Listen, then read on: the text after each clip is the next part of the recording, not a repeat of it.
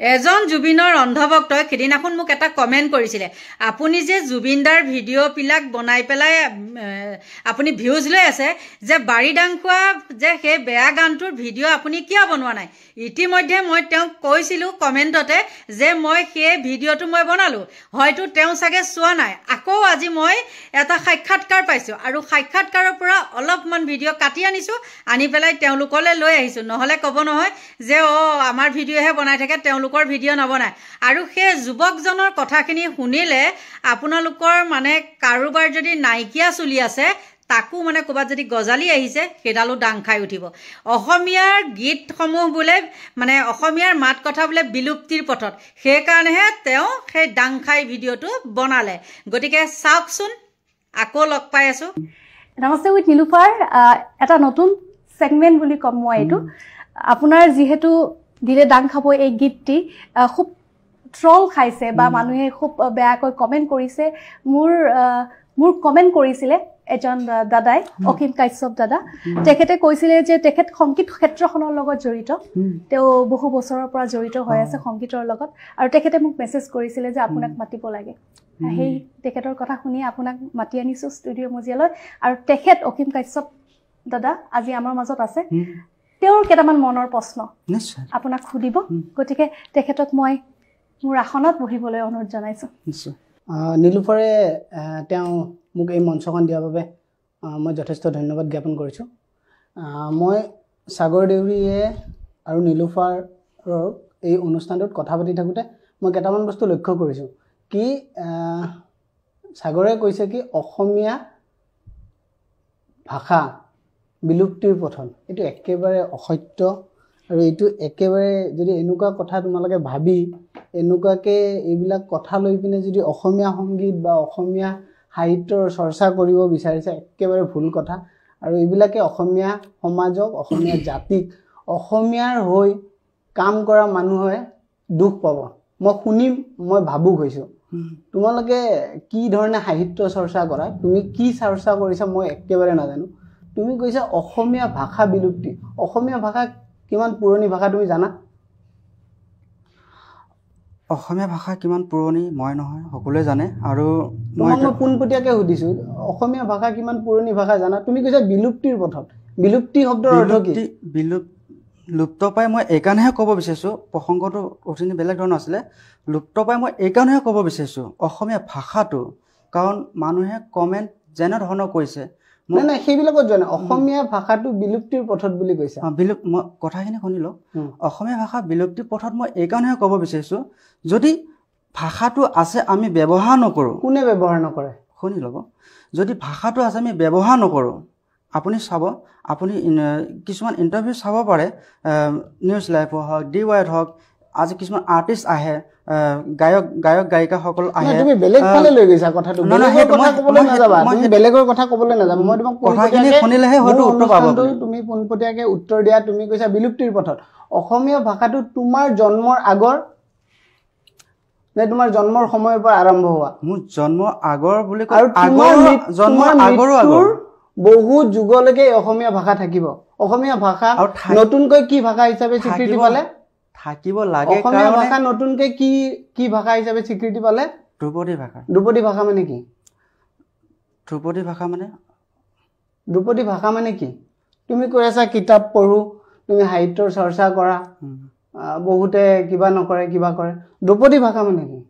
ধ্ৰুপদী ভাষা মানে আপুনি পোনপটীয়াকৈ যদি মোক এনেকৈ প্ৰশ্ন কৰে যেন মই এখন কাঠগড়াত বহি আছোঁ। নহয়, তুমি কাঠগড়াত বহিছা, কাৰণ তোমাৰ এটি গীতক লৈ শুনা তুমি কথাটো। আপুনি তেনেকৈ প্ৰশ্ন কৰিলে, এক মিনিট মই কথাটো শুনা। তোমাৰ এটি গীতক লৈ অসমীয়া মানুহৰ মাজত, অসমীয়া সমাজৰ মাজত এটা বিৰূপ ভাৱ প্ৰকাশ হৈছে, যাৰ কাৰণে তোমাক কাঠগড়াত বহোৱাৰ নিচিনা হৈছে।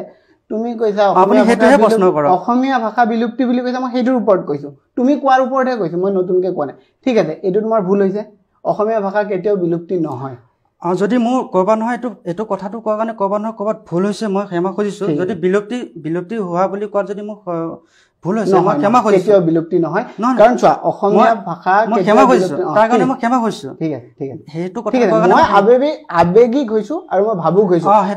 নতুনকৈ তোমাৰ বুক ফেয়াৰ হৈছে বুক ফেয়াৰত কিমান কিতাপ অসমীয়া কিতাপ বিক্ৰী হৈছে তুমি জানা এইবাৰ বুক ফেয়াৰত কিমান কিতাপ বিক্ৰী হৈছে তুমি জানা মই সেই বিষয়টো নাজানিম এইটো জানিব লাগিব সাহিত্য সভা তোমালোকৰ ইয়াত হৈছিল এইবাৰ মৰিগাঁৱত গৈছিলা নাই যোৱা সাহিত্য সভা তোমালোকৰ অঞ্চলত হৈ গ'ল তুমি সাহিত্য সভালৈ নগলা মই নাছিলোৱে ক'ত আছিলা কেতিয়া হৈছিলে মই নাছিলোৱে যোৱা এই গানটো শ্বুটিং হোৱাৰ আগত কেতিয়া হৈছিল অসম সাহিত্য সভা ডিচেম্বৰ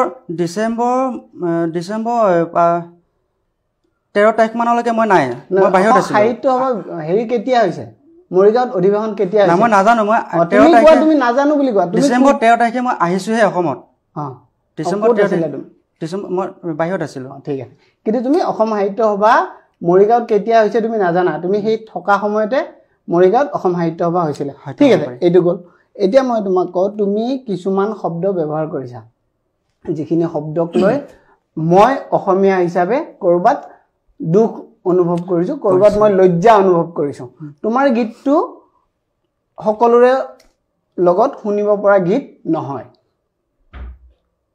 তুমি পুৰুষোত্তম দাসৰ বিষয়ে জানা পুৰুষোত্তম দাস কি হয় তেওঁ সেইটোৱে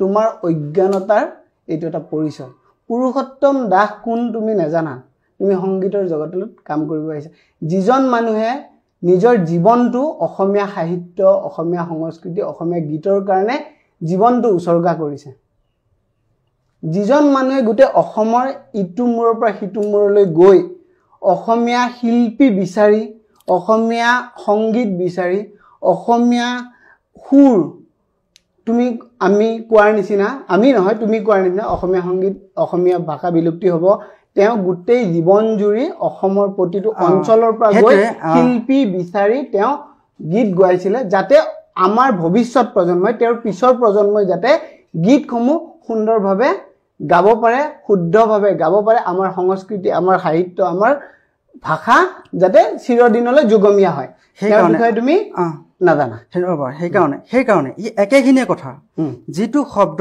অৰ্থ আল বাল মই সেইটোক লৈ যোৱা নাই তোমাৰ সেই কথাটোলৈ আহিম মই তোমালোকে টপিক নহয় তোমালোকে কথা পতাৰ বিষয়খিনিৰ ওপৰতহে মই আলোচনা কৰিছো ঠিক তেনেকৈ বিহুগীতৰ এটা কথা কৈছো মই এটা কথা কম তুমি লীলা গগৈৰ বিষয়ে জানা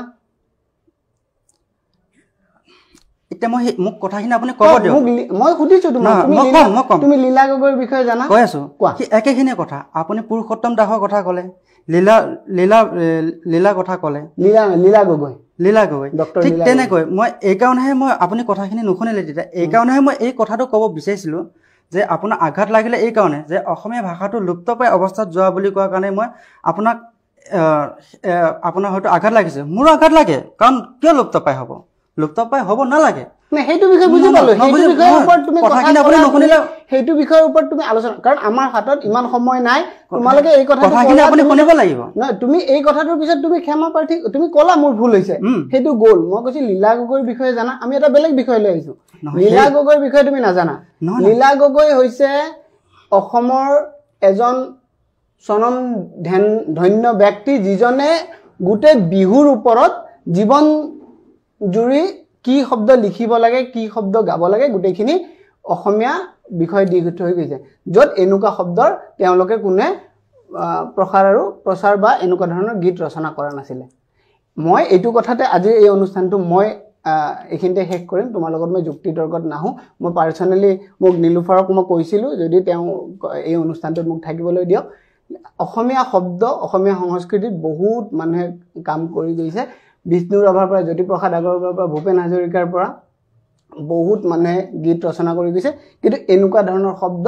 বা এনেকুৱা ধৰণৰ কোনো হেৰি আজিলৈকে ব্যৱহাৰ হোৱা নাই তুমি ব্যৱহাৰ কৰিছা তাৰ কাৰণে মই ভাবোঁ তুমি ক'ৰবাত ভুল কৰিছা আৰু তাৰ কাৰণে তুমি অসমবাসীৰ ওচৰত ক্ষমা প্ৰাৰ্থী হ'ব লাগে আৰু পৰৱৰ্তী সময়ত এনেকুৱা ধৰণৰ গীত ৰচনা কৰিব নালাগে যিয়ে তোমাৰ ভৱিষ্যত উজ্জ্বল কৰিব আৰু আমাৰ অসমীয়া ভাষা আৰু সংস্কৃতিক ধাৱমান কৰিব বা উন্নতিৰ দিশত ধন্যবাদ যিহেতু তেওঁ গেষ্ট নিশ্চয় শুনিলে নহয়নে?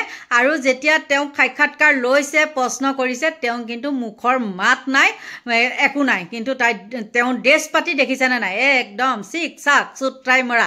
গতিকে এইখিনিয়ে আছিলে ভিডিঅ'টো, আৰু আপোনালোকে বেয়া নাপাব দেই, মই আপোনালোকে কৈছে কাৰণেহে মই ভিডিঅ'টো বনাইছোঁ। গতিকে এইখিনিতে লৈছোঁ বিদায়, বাই বাই।